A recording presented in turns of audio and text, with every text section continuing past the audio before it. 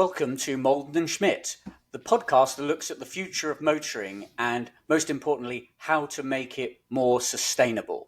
Now, today we have a special guest, and I'm very pleased that James Court is joining us. He's Chief Executive of the Electric Vehicle Association in England. It's a members' organisation that represents electric vehicle users. James, welcome to the show. Hi, Nick. Hi, Oliver. Good to be here. Yeah, thank you for being on our show. And with me as well, regular guest is Oliver Schmidt. Oliver, Many people know you already, but introduce yourself again, please. Okay, my name is Oliver Schmidt. I've been working in the automotive industry for more than 25 years now. But as I mentioned in all the podcasts before, most of the people, of course, know me from my involvement in the Volkswagen Dieselgate. Getting straight to a particular point which has been always intriguing me, and I'd be interested to know where you sit on this. In one breath, often we get told that electric vehicles are great because they're so cheap. The total cost of ownership is great, save loads of money. At the same time, or in the next breath, we're told how expensive electric vehicles are and loads of subsidies are required in order to get people to buy them. What's the truth of it? So the truth of it is for, I think, an awful lot of people currently, the total cost of ownership is definitely cheaper. And by that, I mean, the big divide is, do you have a driveway or do you not? And are you able to have the electricity come from your house, or are you reliant on the public charging outside? I'm 100% reliant on public charging. I don't have a plug at home, which makes some of the maths a little bit closer to internal combustion engines, but still overall the running of it is cheaper. Then we get into the sticker price, the price you pay up front. And by estimates and predictions going forward, we should hit sort of 2028, that the upfront cost of an EV will be comparable, if not cheaper, than an internal combustion engine. And I think that's going to be the key thing, because to be brutally honest, how many people really look at the total cost of ownership when you factor in everything in? A lot of it is down to that consumer sort of how much does it cost up front, and have a vague awareness that it is cheaper to run as far as the fuel is concerned. And then a subdivision of that is, what does a new technology have to prove for people to switch over? And I think we will get, and we're getting to the early mainstream. And I think people will, who just want to drive from A to B, look at it, think that looks like a nice car, sounds, it's going to be cheap to run. Then we get to people that need a little bit more encouragement. So in many ways, EVs over the next 5 to 10 years aren't just going to have to be as good as ICE vehicles. They're going to have to be demonstrably better than the alternative out there to make people jump.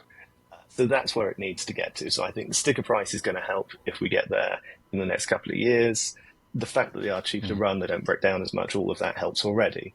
But when we get to the stickier customers in the next decade, they will have to be demonstrably cheaper and demonstrably better. And we're not there yet. So how do you define the better compared to an ICE vehicle? What's your definition of they have to be better?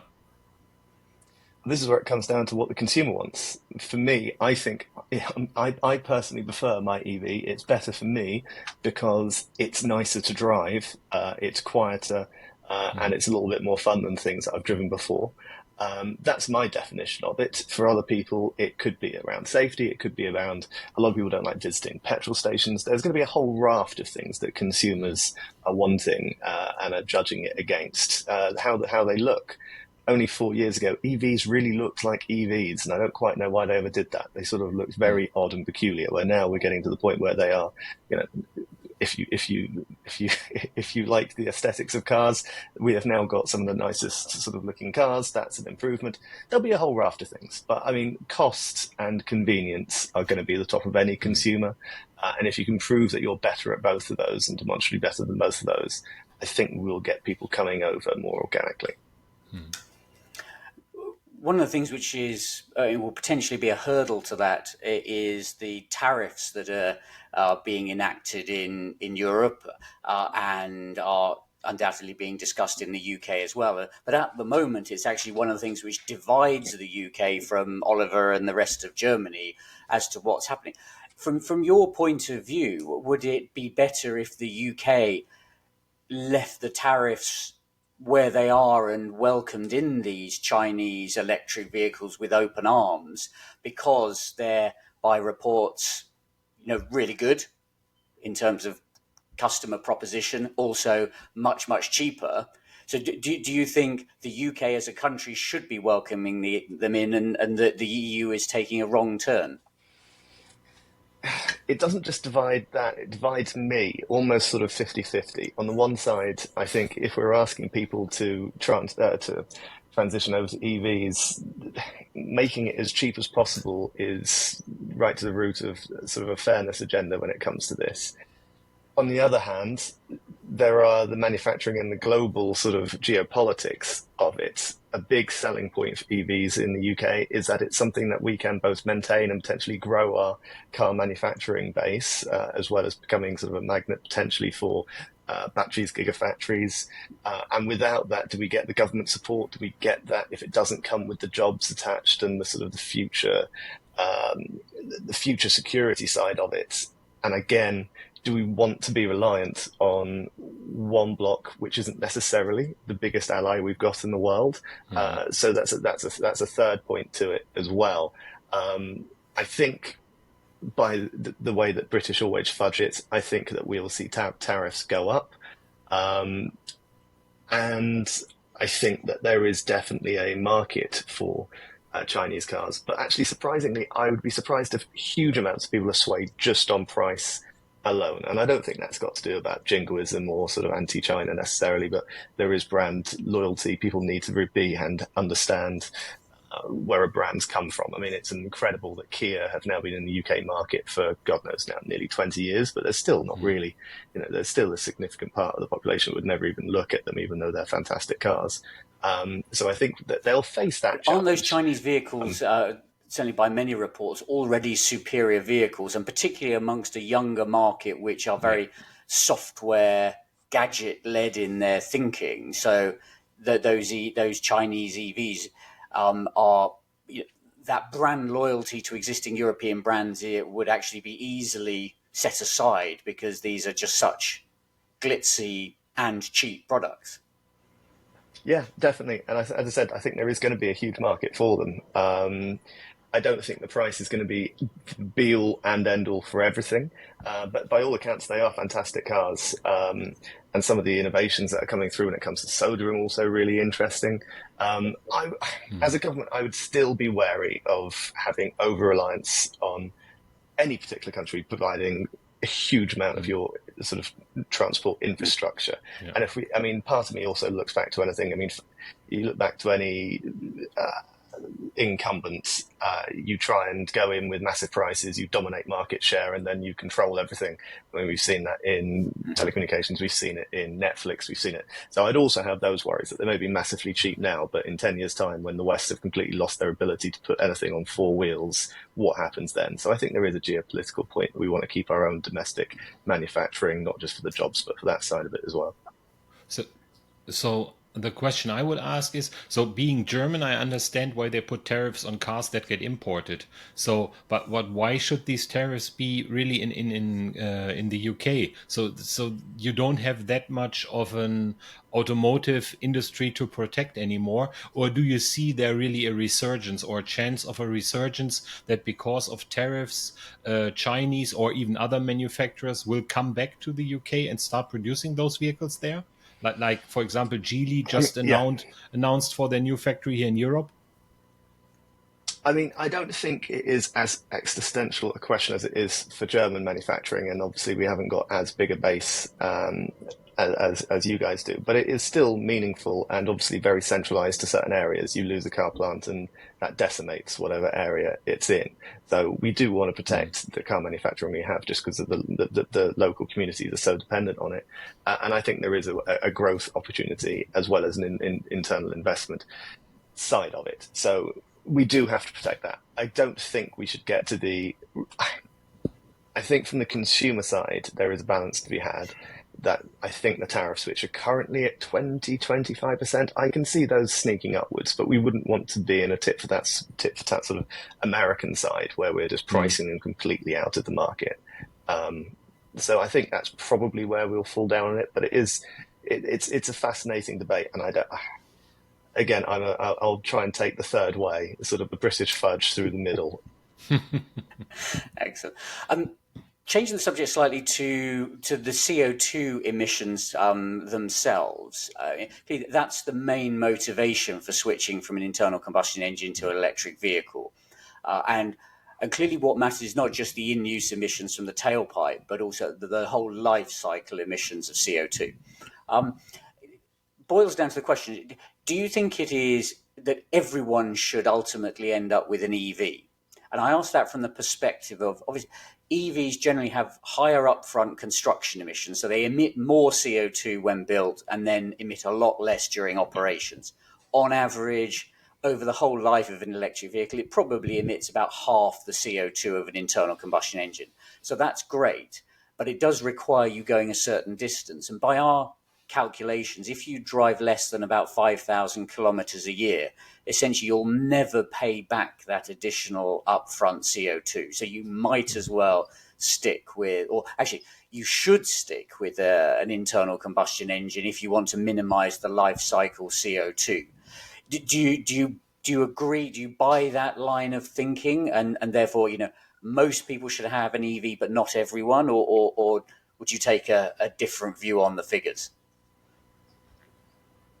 So I think, yeah, I mean, I've seen lots of studies, and I mean, obviously, picking and choosing which ones you like. I have the one that says if you drive it for longer than 4 years, that's when the carbon is completely paid off. So I mean, and I think on those things there are. I don't need to say anything to Oliver. There is a huge difference between real world and on paper statistics on this, and they're also so difficult. They are very difficult to prove. What does a normal person drive, and how does a normal person drive? There are so many different variables. Where we are currently, I think, firstly, the electricity grid is on a downward sort of, hopefully towards zero when it comes to carbon. That is going to have a huge impact. I think we also do need to be driving less and having more smarter ways of getting around. And then on top of that, when it comes to, does it have to be electric? No. And there may be parts of transport that aren't going to electrify, and that may be where hydrogen plays a part, maybe where another technology plays a part. It boils down to, for me, this is a reasonably low-hanging fruit. The technology is good, and the transition is not as hard as it's going to be for other sectors. If you're talking about sort of steel smelting, if you're talking about aviation, if you're talking about heavy industry, those transitions are going to be really tough. Ultimately, you're still driving, it's got four wheels. I think it is going to be cheaper. I think it's marginally more better to drive, but it's a simple transition. So I don't think this is the hardest thing that we have to unlock. And we've got a long time to get this right. So I keep on saying people will be driving petrol and potentially even diesel by the 2040s. Nobody is forcing you to buy an EV. They will still be on the road for the next 20, 25 years. This is going to be a much slower transition than people think. However, we really do need to start stepping it up. It is both, we need to get on with this, and it's also going to be slower than everybody thinks. Yeah, I just can add one thing here. So I just transitioned to an EV, but only for economical reasons. That's the main driver behind it. Like you said in the beginning, if you have a driveway, you are lucky. So I have this driveway, and on top I can charge for free at work. We have this huge amount of solar panels at work, so we can't use up all the electricity we are producing there. So they allow us, the employees there, to charge for free. So it's purely economical reason. With an ICE engine, it costs me about 20 euros 100 kilometers. With this vehicle, I'm below 6 euros. So it's really just, for me, it was just economical. And if more start thinking like this, you will see a pickup rate coming. If people really start I making the agree. calculation. Yeah, I meant to pick Nick up on that earlier when he said the only reason you change is for is for climate reasons. I think there are lots more people like you, Oliver, that are coming out there. Yeah. For one of my dirty sins, is that I play golf, and in the last 3 years, I've very much noticed a lot more green number plates in the car park, and a lot more interest, and a lot more people poo-pooing me 3 years ago and saying you might as well drive around in a golf buggy. It is noticeable that there are people are taking them up now, and it is the economics of that and the performance, I think, that people are moving towards it. And ultimately, that's going to sell it better than any advertising can. It's got to be word of mouth that these things are great. So yeah, that's going to be key for the next sort of 5 years. And that's a fair comment. One of the things, James, in your with the your association often talks about is the sort of democratization of EV uptake, and setting aside the fact that your golf club is a slightly self-selecting audience, but set that aside. The serious question would be: we've now got a UK government which has swung to the left, and it looks like a French government that is going to swing significantly to the left. Given that part of the political spectrum tends to be more a redistributive one, do you expect that to substantially change EV policy and help push forward your ideas around democratizing that EV uptake? In France, potentially, and I think that they've swung a bit more to the left than we have.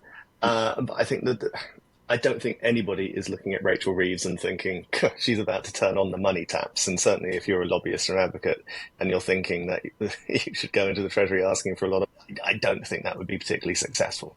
When we talk about the democratization, which is also a horrible word, but I can't think of it. It's a really tough thing to try and get to.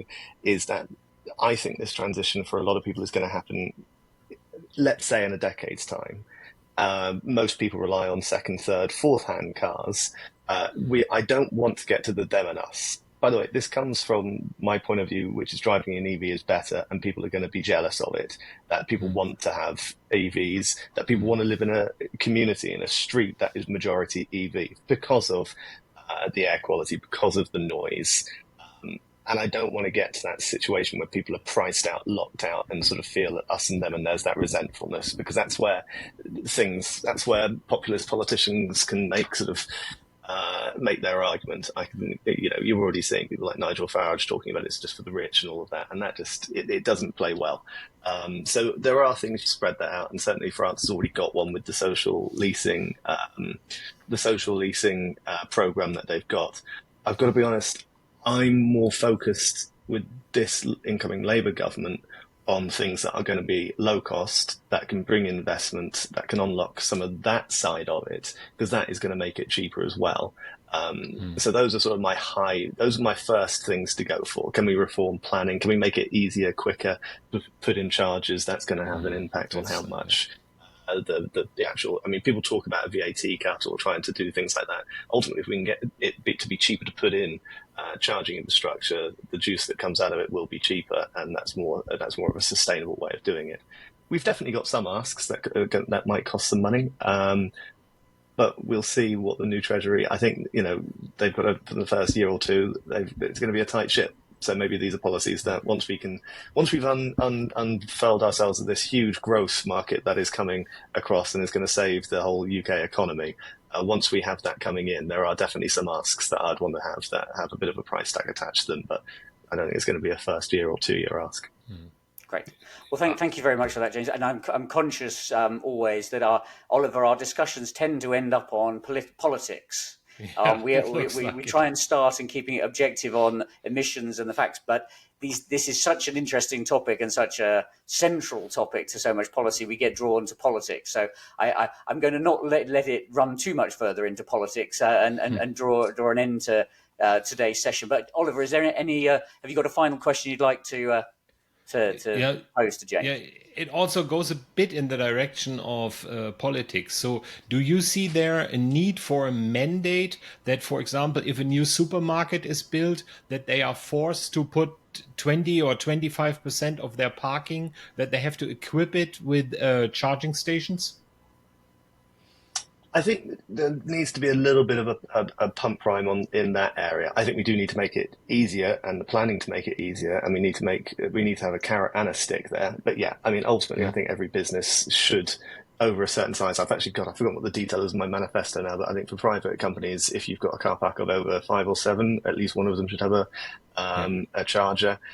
I mean, I think a lot of it is just because COOs, this is outside of their knowledge and finance, premises, managers. This isn't something I've had to deal with before. I think we just need to give it a bit of a push. So a little bit of a carrot, a little bit of a stick, and I think we can try and unlock some of that destination charging that's sitting out there waiting to happen. Great. Well, anyway, thank you very much. Thanks again, Oliver, for joining us as ever, and James, particularly to James Court. Thank you so much. We really appreciate. I mean, these topics can often get very polemical as well, and we really appreciate it. And we're trying to strike a tone of sort of honest inquiry and trying to get to the bottom of these important topics. So we really appreciate you joining us and tackling our questions in that spirit. So thank you to you both, and thank you for listening, and we'll join you next time. Thanks very much. Goodbye.